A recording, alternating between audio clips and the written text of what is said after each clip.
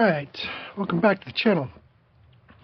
So you're going to notice right away that the audio track you're hearing does not synchronize to the video feed that you're watching.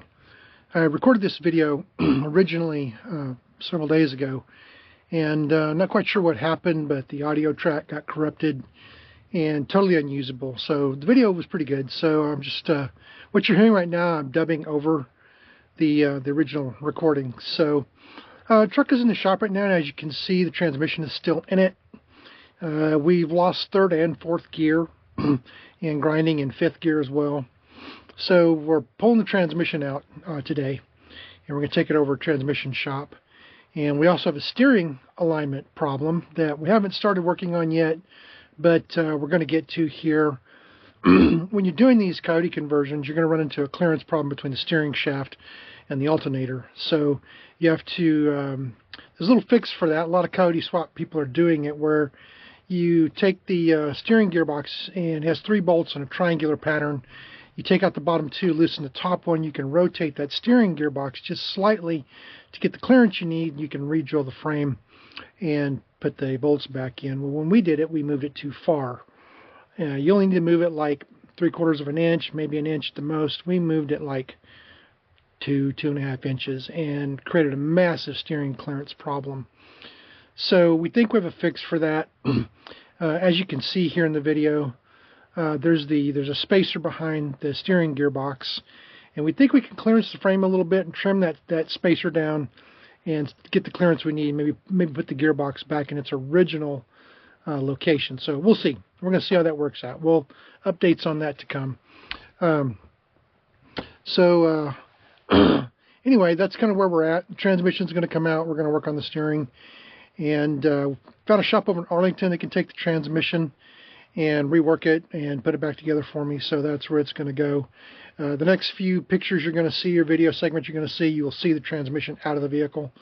And we also have a coolant leak.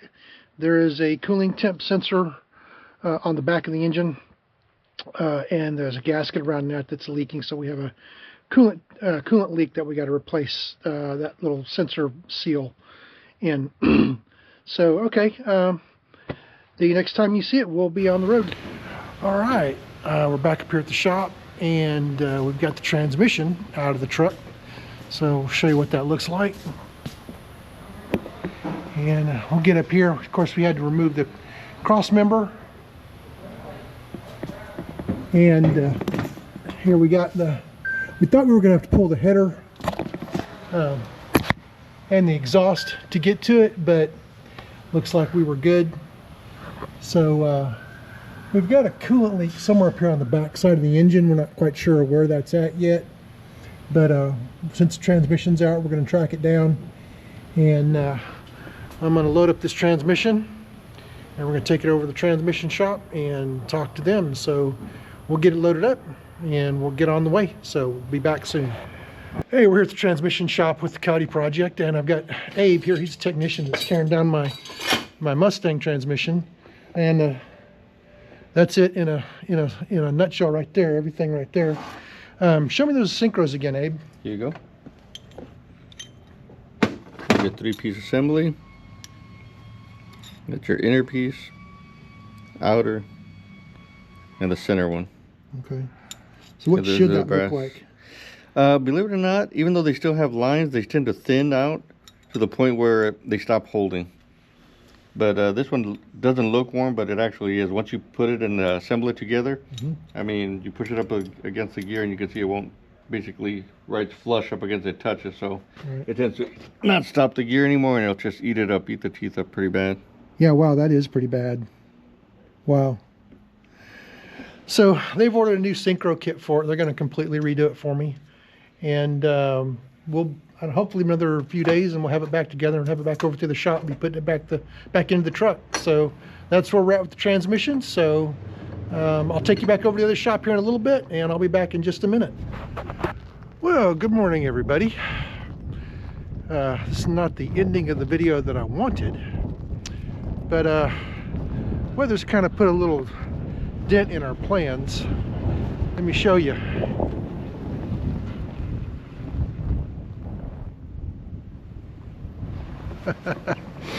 So I'm going to end this video this way.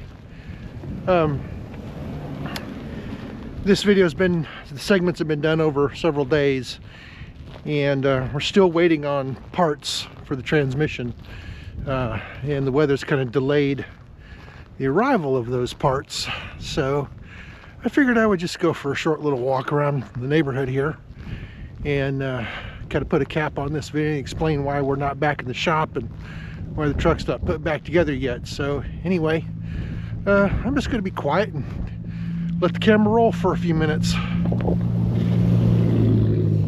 People are out moving around, but not very many.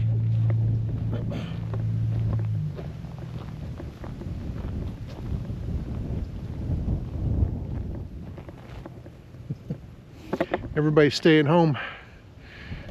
So the sun's out, the clouds are broken. So the high today is supposed to be like 21 or 22 degrees.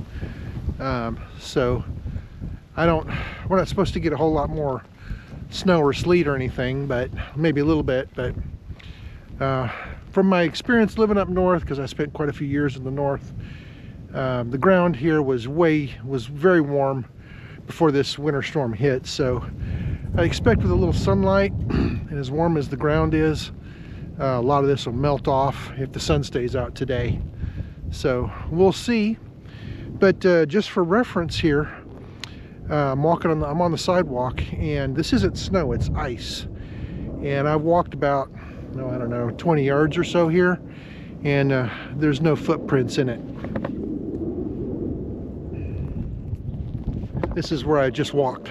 So that stuff over there, that's ice. So anyway, that'll wrap this video. As soon as I can get back in the shop and we get the rest of the parts for the truck transmission, we'll get her back together. So, all right, well, y'all stay warm and safe out there. As I tell my kids frequently, don't be stupid. And we'll be back when we got more to film. Talk to y'all later.